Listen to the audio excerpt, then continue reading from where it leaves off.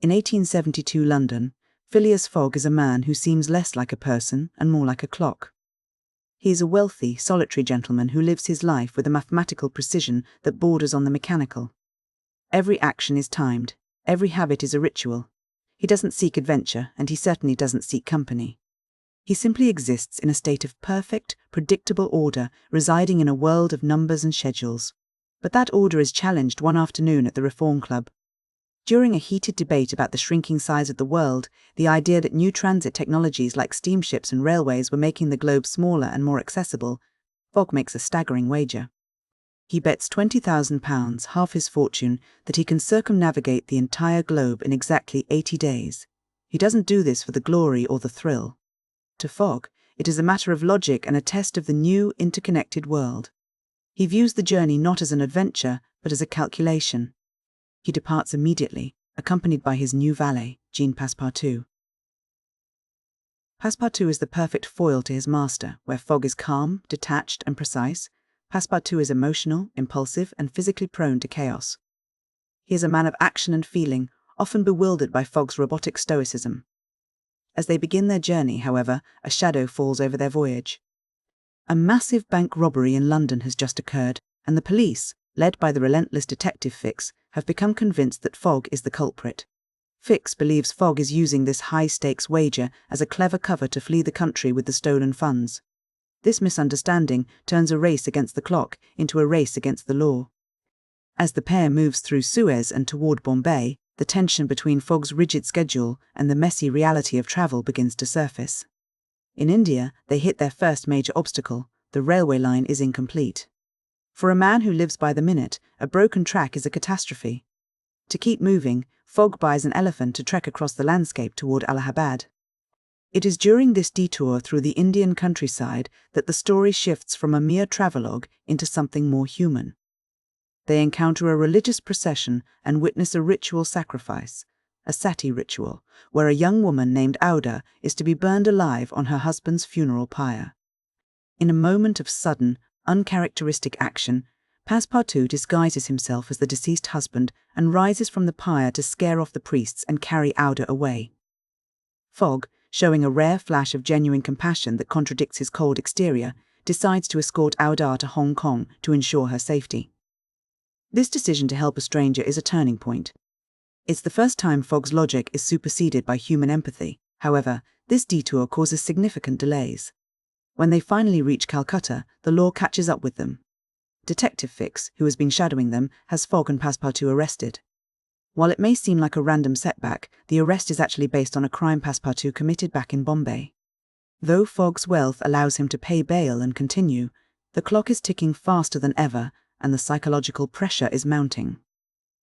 Detective Fix, still convinced Fogg is a criminal, follows them to Hong Kong, where he eventually drugs Passepartout in an opium den to isolate Fogg and slow him down. The journey becomes a desperate scramble. In Hong Kong, Fogg misses his scheduled steamer and is forced to charter a small, precarious pilot boat called the Tankadera to reach Shanghai. During a terrifying typhoon, Fogg's stoicism is tested to its limit. While the world around him is being torn apart by the storm, he remains unshaken, a man anchored by his own internal sense of order even in the face of nature's absolute chaos. Meanwhile, Passepartout has been separated from his master, finding himself in Yokohama, working for a circus just to secure passage to America. When they finally reunite, the group, now including Auda, crosses the Pacific and begins a frantic trek across the United States via the Pacific Railroad. This leg of the journey is pure chaos. They face massive buffalo herds blocking the tracks, violent Sioux attacks, and a terrifying moment where the train must leap over a broken bridge in the Rocky Mountains. Throughout this, Detective Fix is spiraling. He realizes his warrant is invalid in America and, driven by a desperate need to see justice served, decides to follow Fogg all the way back to England, waiting for the moment Fogg steps onto British soil so he can finally make the arrest.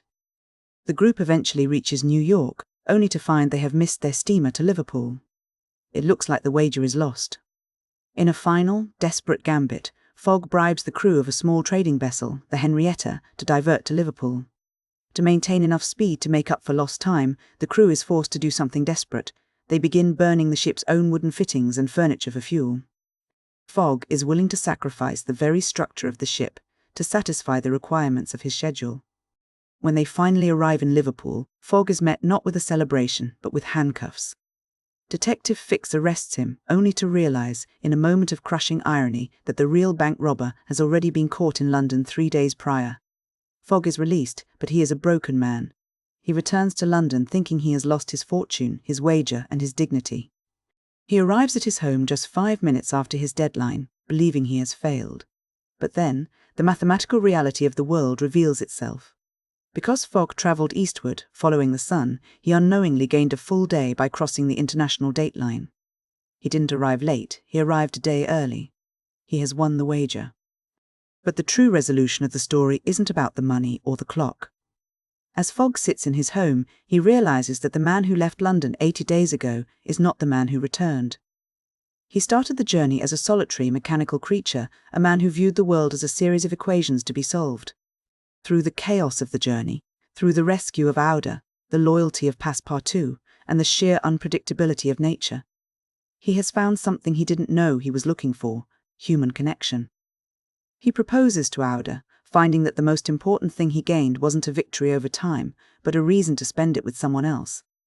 When we look at the book today, it's easy to see it as a celebration of the Victorian era's obsession with progress. It's a world being stitched together by steam and iron, a world where distance is being conquered by technology. Verne was writing at a moment when the heroic age of exploration was being replaced by the age of transit. The world was becoming smaller, more predictable, and more scheduled. The completion of the Suez Canal and the expansion of the transcontinental railroads transformed travel from a feat of survival into a matter of scheduling. Yet, the heart of the book lies in the tension between that new, scheduled world and the inherent chaos of life. Fogg tries to treat the entire planet like a clockwork mechanism, but the world refuses to cooperate. Nature, crime, and human emotion constantly throw wrenches into his gears. The book suggests that while we can build railways and steamships to conquer space and time, we cannot truly master the unpredictability of the human spirit. There is a beautiful irony in the way the plot is resolved. The gained day is a mathematical fact, a piece of logic that validates Fogg's obsession with precision. But the emotional resolution, the love he finds with Auda, is something that cannot be calculated or predicted. It is the one thing that his meticulous planning could never have accounted for. In the end, Verne seems to be telling us that, while the world may be shrinking through technology, the human experience remains vast, messy, and wonderfully unscripted. Fogg wins his bet by mastering time, but he wins his life by embracing the unexpected.